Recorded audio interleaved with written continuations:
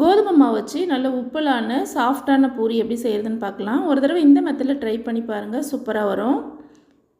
நான் இன்றைக்கி 2 கப் அளவு கோதுமை மாவு ஒரு அகலமான பாத்திரத்தில் எடுத்துக்கலாம். இதோட 1 டேபிள் ஸ்பூன் அளவு ரவை எடுத்துக்கலாம். 3/4 டீஸ்பூன் அளவு உப்பு, 1/2 டீஸ்பூன் சர்க்கரை, பேக்கிங் பவுடர் 1/4 டீஸ்பூன் சேர்த்துக்கலாம். 1 டீஸ்பூன் அளவு நெய் இல்லைன்னா பட்டர் கூட சேர்த்துக்கலாம். முதல்ல இதை நல்லா மிக்ஸ் பண்ணிக்கலாம். இப்போ 1 கப் அளவு தண்ணி எடுத்து வச்சுருக்கோம். இதை கொஞ்சம் கொஞ்சமாக சேர்த்து மாவு பிசைஞ்சிக்கலாம். மாவு நம்ம சப்பாத்தி மாவை விட கொஞ்சம் கெட்டியாக இருக்கிற மாதிரி இது மாதிரி நம்ம பிசைஞ்சோம்னா தான் பூரி நல்லா உப்பி வரும், எண்ணெய் குடிக்காமல் இருக்கும். மாவு பிசையத்துக்காக 1 கப் தண்ணி எடுத்து வச்சுருந்தோம். அதிலேருந்து பார்த்திங்கன்னா ஒரு 1/4 கப்பை விட கொஞ்சம் குறைவாக மீந்திருக்கு.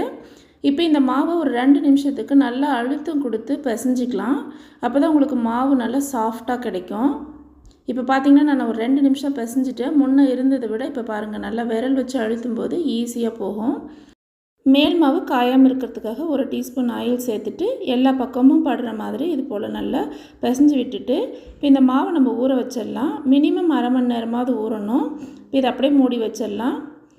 இப்போ நம்ம 1/2 மணி நேரத்துக்கு மேலே மாவு ஊறிருக்கு. முன்னை விடவும் இப்போ கொஞ்சம் நல்லா சாஃப்டாக வந்திருக்கு. திரும்ப இது ஒரு தடவை பிசைஞ்சதுக்கப்புறமா நம்ம தேவையான சைஸுக்கு உருட்டிக்கலாம். நான் இன்றைக்கி ஒரு மீடியம் சைஸ் அளவுக்கு உருட்டியிருக்கேன். இந்த அளவு நம்ம மாவு எடுத்தோம்னா 18 பீஸ் கிடைக்கும். இப்போ இதை நல்லா அழுத்தம் கொடுத்து ரவுண்ட் ஷேப்புக்கு உருட்டிக்கலாம். அப்போ தான் நம்ம மாவு தேய்க்கும் போது நல்லா வட்டமாக கிடைக்கும். இப்போ இந்த உருண்டைகளெல்லாம் தேய்ச்சிக்கலாம். இது போல் நம்ம பூரி ப்ரெஷர்லேயோ இல்லை மாவு தேய்க்கிற பூரி கட்டையிலையோ நல்லா தாராளமாக எண்ணெய் தடவிட்டு இது போல் மாவு வச்சுட்டு ரொம்ப அழுத்தக்கூடாது. லேசாக ஒரே ஒரு ப்ரெஸ் மட்டும் கொடுத்தோம்னா போதும். அப்போ தான் மாவு ரொம்ப லேசாகவும் இல்லாமல் திக்காகவும் இல்லாமல் கரெக்டாக இருக்கும். இந்த அளவு திக்னஸ் இருந்தால் தான் உங்களுக்கு நல்லா உப்பி வரும். இப்போ இதே மாதிரி ஒரு ஈட்டுக்கு ஒரு 10 பூரியை தேய்ச்சி எடுத்து வச்சிடலாம். இப்போ எண்ணெய் காய வச்சிடலாம். எண்ணெயில் மாவு துளியுண்டு போட்ட உடனே சட்டுன்னு மேலே வரணும். நல்லா எண்ணெய் சூடானதுக்கப்புறமா இப்போ நம்ம மாவை உள்ளே சேர்த்துடலாம். இப்போ பார்த்திங்கன்னா நல்ல பூரி உப்பி எழும்பி வரும். இப்போ ஒரு பக்கம் வெந்ததுக்கப்புறமா இன்னொரு பக்கம் திருப்பி போட்டுக்கலாம். ரொம்பவே சாஃப்டாக இருக்கும் இந்த பூரி. இப்போ இது நல்லா வெந்துருச்சு, எண்ணெயிலேருந்து எடுத்துக்கலாம்.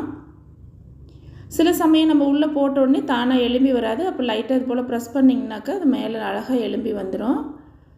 பாருங்கள், எல்லா பூரியுமே ஒரே மாதிரி அருமையாக உப்பி வருங்க. இந்த ரெசிபியை நீங்களும் ஒரு தடவை ட்ரை பண்ணி பாருங்கள். இந்த வீடியோ உங்களுக்கு பிடிச்சிருந்தா சேனலை சப்ஸ்கிரைப் பண்ணுங்கள். கூடவே பெல் ஐக்கானை கிளிக் பண்ணுங்கள். தேங்க்யூ ஃபார் வாட்சிங்.